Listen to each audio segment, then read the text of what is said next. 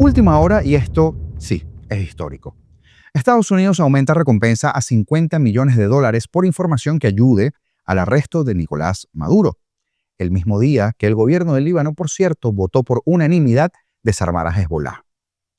Estados Unidos duplicó la recompensa por capturar a Maduro, y no es casualidad, y por si fuera poco, Marco Rubio ha formalizado la amenaza más fuerte que se haya escuchado hasta ahora, y eso sucedió hace muy pocas horas en una entrevista, y ya lo va a escuchar.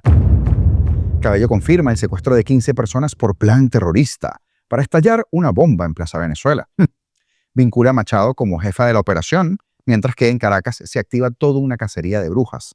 Consecuencia, una noticia de la otra. Y crisis en la OEA. Fuertes críticas a Albert Randín por ignorar a dictadores como Nicolás Maduro. Lo dijimos ayer y estalla el bombazo hoy. Menuda joya el Albert Randín este. Se enterará de cositas, porque de esto y más hablamos el día de hoy. Comenzamos.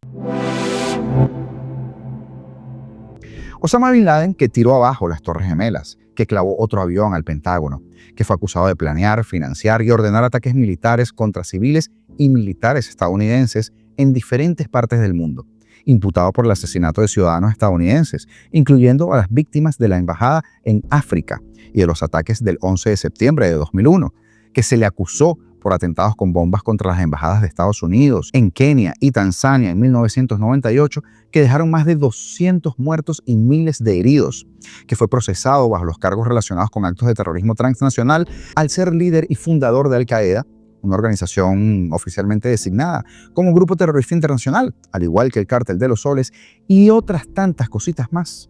Tenía $25 millones por su cabeza. El que crea que esto es, y voy a usar las dos frases más descerebradas de los últimos tiempos, puro bla bla bla o un pote de humo, es hora de que se enserie un poquito y comience a pensar como un adulto y no como un alumno de un jardín de infancia bolivariano. ¿Qué busca Estados Unidos con esto? Busca provocar dos cosas. Una, tensión interna. Que sientan que pueden traicionarse entre ellos, que no pueden confiar en nadie, que cocineros, médicos, guardaespaldas, asistentes, choferes, testaferros, subalternos, allegados, familiares, enemigos, vecinos y hasta los maestros de los hijos los pueden traicionar. Y dos, que la cochinada suceda de manera interna, que Estados Unidos no tenga que ensuciarse las manos, que sea una operación de alta traición. Y es que la fiscal general de Estados Unidos, Pam Bondi, anunció que el gobierno de Donald Trump aumentó a 50 millones la recompensa que lleve al arresto de Nicolás Maduro. En un video publicado en sus redes sociales, Bondi aseguró que Maduro utiliza organizaciones terroristas extranjeras como la del Tren de Aragua, el Cártel de Sinaloa y el Cártel de los Hijos para introducir drogas letales y violencia en este país. Escúchala. Hoy, el Departamento de Justicia y el Departamento de Estado están anunciando una recompensa histórica de $50 millones por información que conduzca al arresto de Nicolás Maduro. Maduro utiliza organizaciones terroristas extranjeras como TDA, Sinaloa y el Cartel de los Soles para introducir drogas mortales y violencia en nuestro país. Hasta la fecha, la DEA ha incautado 30 toneladas de cocaína vinculadas a Maduro y sus asociados, con casi 7 toneladas relacionadas directamente con Maduro, lo que representa una fuente principal de ingresos para los carteles mortales con base en Venezuela y México. A menudo, la cocaína está mezclada con fentanilo, lo que resulta en la pérdida y destrucción de innumerables vidas estadounidenses. El Departamento de Justicia ha incautado más de $700 millones en activos vinculados a Maduro, incluyendo 2 aviones privados, 9 vehículos y más. Sin embargo, el reinado de terror de Maduro continúa. Él es uno de los mayores narcotraficantes del mundo y una amenaza para nuestra seguridad nacional. Por lo tanto, hemos duplicado su recompensa a $50 millones. Bajo el liderazgo del presidente Trump, Maduro no escapará de la justicia y será responsabilizado por sus crímenes despreciables. Si tienes alguna información para llevar a este criminal ante la justicia, llama al 1-202-307-42228 o ingresa en línea. En un mundo donde la corrupción diplomática y la hipocresía internacional han blindado durante años a dictadores con trajes de presidente, algo inédito está ocurriendo. 50 millones. Esto no es retórica, no es un teatro político, es una señal clara, calculada y con un mensaje brutal. Maduro ha dejado de ser solo un dictador incómodo. Ahora es un objetivo. Una figura marcada no solo por la violación sistemática de derechos humanos, sino por su papel activo en estructuras transnacionales de narcotráfico, de lavado de dinero, contrabando, protección a redes terroristas internacionales y pare usted de contar. Este aumento no ocurre en el vacío. No es casual que se anuncie justo cuando las negociaciones están prácticamente rotas, cuando la dictadura venezolana ha cerrado toda la vía electoral para siempre y cuando el país es una presión a cielo abierto y los aliados de Maduro, Rusia, Irán, China, se siguen fortaleciendo en el tablero latinoamericano. La cifra de 50 millones también cumple otra función, sembrar el miedo dentro del régimen, porque con ese precio en la cabeza, nadie duerme tranquilo en Miraflores, ni los generales, ni los escoltas, ni los pilotos, ni los aliados, ni siquiera los diplomáticos, que aún fingen que en Venezuela existe un gobierno legítimo. La paranoia es inmediata, el incentivo para traicionar también. Con este movimiento, Estados Unidos le ha dicho al mundo en voz alta y sin ambigüedad: Nicolás Maduro no es un jefe de Estado, es un criminal buscado y cualquiera que lo respalde también es cómplice. Y aquí debemos detenernos en la dimensión histórica de este hecho, porque no es poca cosa. Como les decía, Osama Bin Laden era un enemigo declarado de Occidente, un fugitivo en cuevas, sin aliados institucionales, sin banco central, sin partidos políticos que lo blanquearan. Nicolás Maduro, en cambio, está en Caracas, sigue sentándose con los diplomáticos, sigue negociando petróleo, sigue siendo recibido por gobiernos que lo legitiman a cambio de contratos, de acuerdos o de silencio. Y sin embargo, ahora pesa sobre él la recompensa más alta jamás puesta por los Estados Unidos sobre un ser humano, si es que se le puede llamar humano. ¿Pero qué significa esto? Que el cerco se cierra, que la impunidad tiene fecha de vencimiento, que los tiempos de acuerdos a media tinta se agotan, que ya no hay negociación posible, sino es desde la rendición, la entrega o el colapso. Y lo más importante es que alguien en algún lugar ahora mismo está haciendo cálculos, porque 50 millones no solo compran información, compran voluntad, compran lealtades y hasta el final de una dictadura. Este seguramente no sea el principio del fin, pero puede que sea el fin de este principio. Nicolás Maduro ha pasado de ser el problema de Venezuela a ser el problema objetivo número 1 en el continente americano. Y la historia nos dice algo muy claro: a los objetivos se les caza. ¿50 millones son suficientes? Quizás no lo sean, pero es irrefutable que se duplican las razones para salir de esta pesadilla de forma no convencional. Quizá lo más fuerte de todo esto ha sido que Rubio ha elevado el tono. Es la amenaza más dura que se haya escuchado hasta el momento y no hay ni siquiera que leer entre líneas. Es que está ahí muy clara. Bueno, el presidente toma una decisión basada en nuestra recomendación. Aquí está el asunto. No podemos seguir tratando a estos tipos simplemente como pandillas locales. Tienen armamento que en algunos casos parece el que usan los terroristas o incluso ejércitos. En muchos casos controlan territorio. Esos cárteles se extienden desde el régimen de Maduro en Venezuela, que no es un gobierno legítimo. No reconocemos al régimen de Maduro como legítimo. Es una empresa criminal que va desde allí hasta los distintos cárteles que operan en México, y en el camino los encuentras en Ecuador, los encuentras en Guatemala. Encuentras a TDA, lo que la gente llamaría pandillas callejeras, pero que en realidad funcionan como empresas criminales, aunque muy bien organizadas. Así que lo que cambia es que nos da facultades legales para atacarlos de maneras que no se pueden usar si solo fueran un grupo de criminales. Ya no es un asunto de aplicación de la ley, se convierte en un asunto de seguridad nacional. ¿Ha cambiado eso su comportamiento de alguna manera? Bueno, no sé si ya ha cambiado su comportamiento, pero su comportamiento va a tener que cambiar de una forma u otra. Pero ahora nos permite atacar lo que están operando y utilizar otros elementos del poder estadounidense. Agencias de inteligencia, el Departamento de Defensa, lo que sea, para atacar a estos grupos si tenemos la oportunidad de hacerlo. Debemos tratarlos como organizaciones terroristas armadas, no solo de narcotráfico. El narcotráfico es el terrorismo que llevan a cabo y no es el único. También trafican con personas y cualquier cosa. Y ha habido cooperación incipiente entre ellos y organizaciones terroristas internacionales en el pasado, lo que representa un peligro constante. Además, que hace poco Rubio, recordarán ustedes, que reveló que Maduro pedía que le quitaran la recompensa. Y vaya que le respondieron satisfactoriamente, ¿no? Además, creo que no tengo que ni repetir las palabras del secretario de Estado del reciente video, pero sí les voy a recalcar algo. Utiliza la palabra de todos los recursos para atacar. Atacar, palabra que repitió otras veces. Sin embargo, como era de esperarse, muchas voces oficiales del gobierno de los Estados Unidos se han sumado al anuncio y entre tantas ellas voy a rescatar la de Christopher Landau.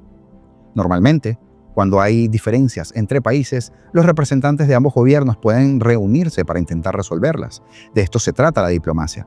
Pero esto supone que ambos países realmente tengan gobiernos.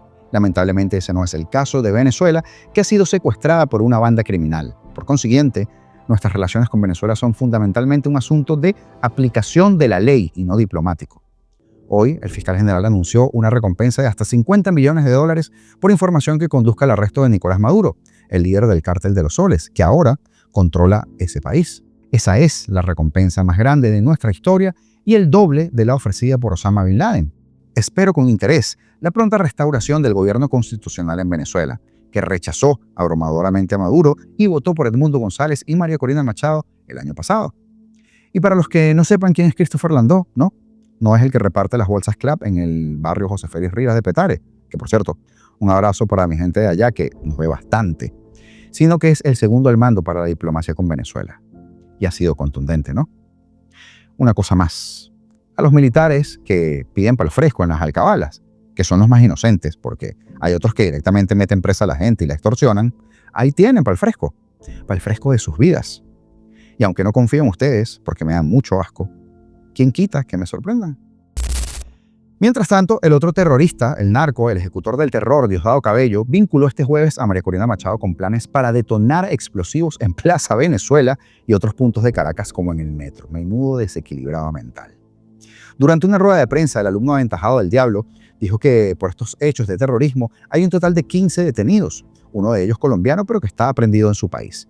Asimismo, aseguró que Machado es la jefa de todo el esquema.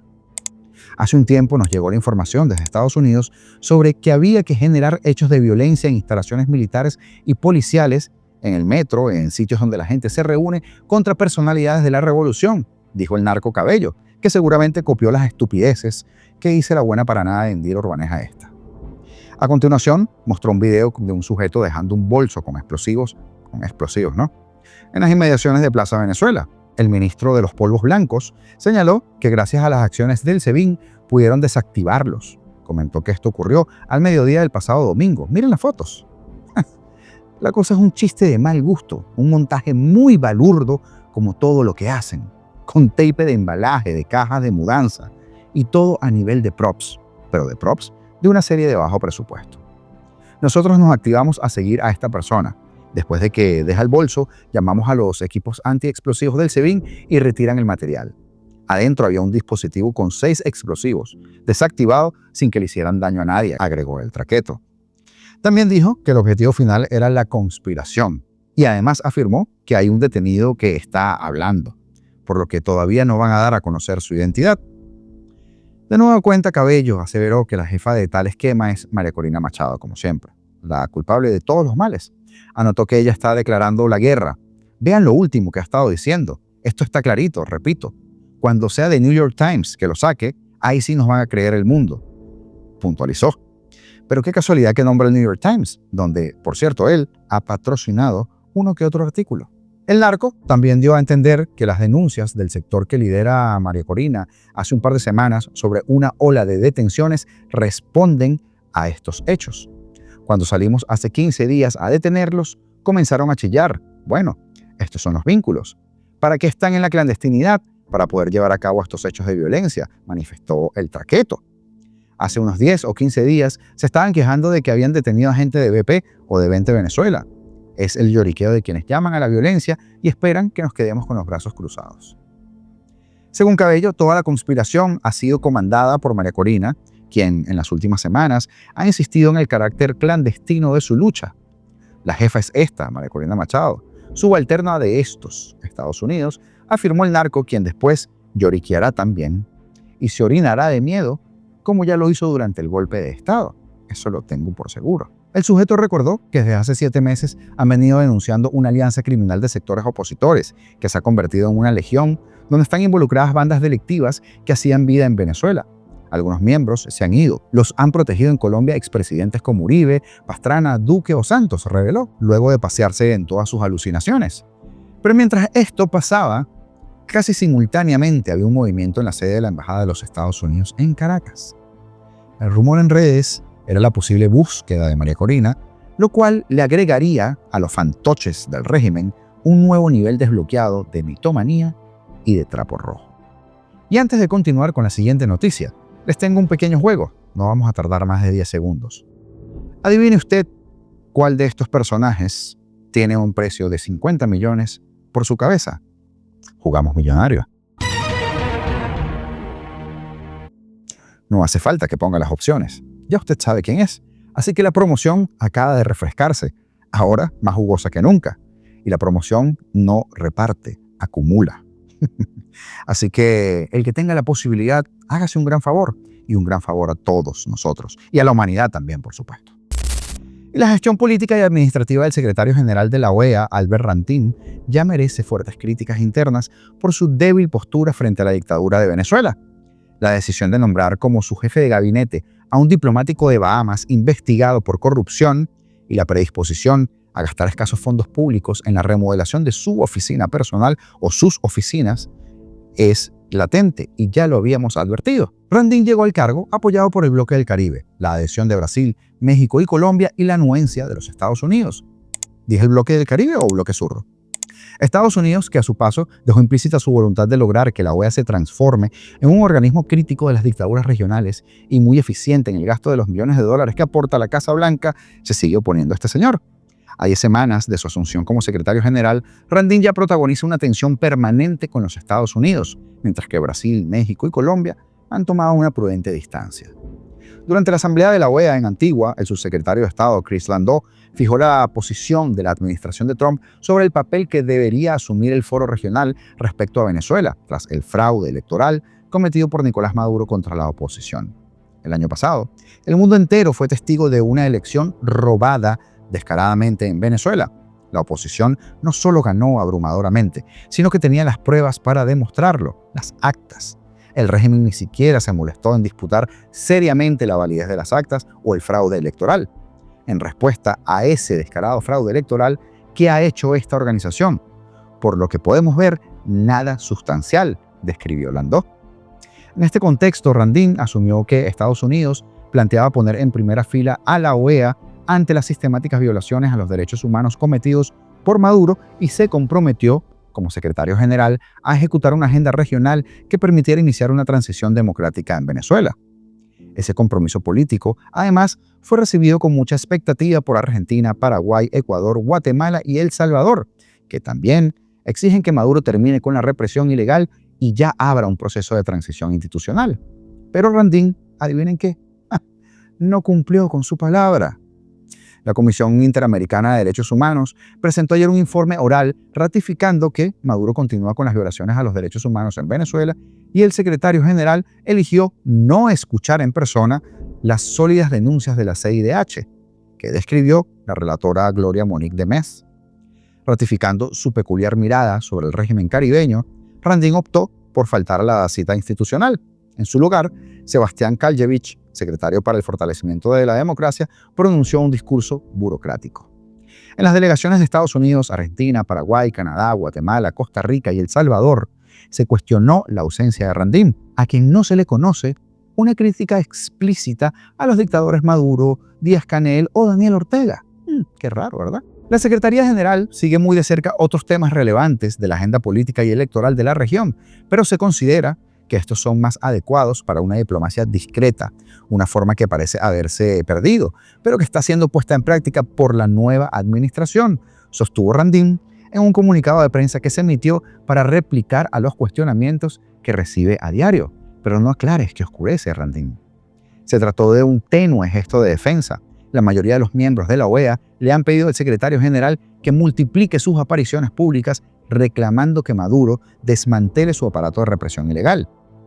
Chet Namor es el actual embajador de Bahamas en la OEA y fue propuesto por Rantin como su jefe de gabinete. Ayer, esta designación formal debió ser aprobada durante las deliberaciones del Consejo Permanente, pero el pasado traicionó al secretario general de la OEA. Hace más de 15 años, Chet Namor trabajaba en el Departamento de Compras de la Secretaría General de la OEA, que estaba en ese momento a cargo de José Miguel Insulza. Chet Namor, nominado como jefe de gabinete de Randin, fue acusado de utilizar la tarjeta de crédito oficial para pagarse un viaje familiar a Disneylandia, así como lo escucha. La investigación del caso figura en el informe de las actividades de la oficina del Inspector General de la OEA para el año 2010.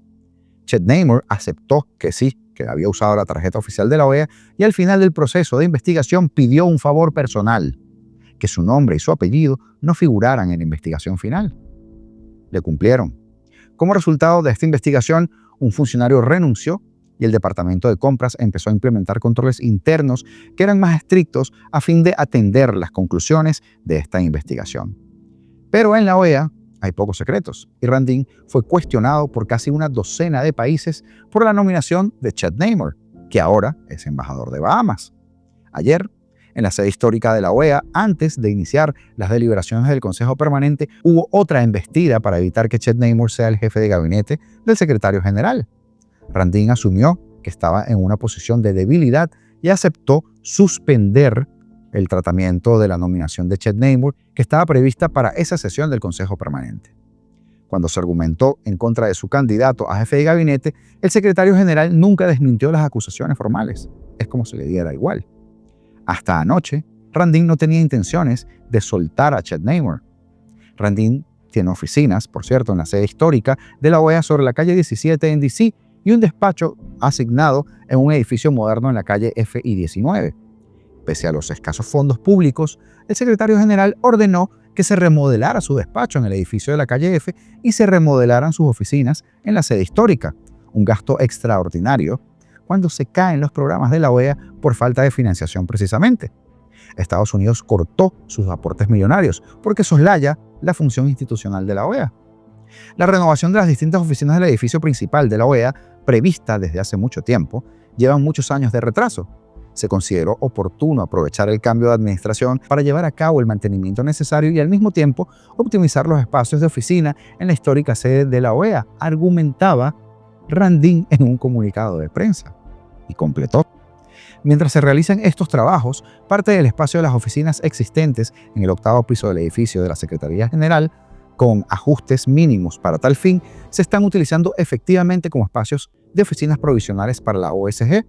Sin embargo, esto no supone ningún costo adicional extraordinario para la organización. Claro, el costo es el de tu oficina, Randin.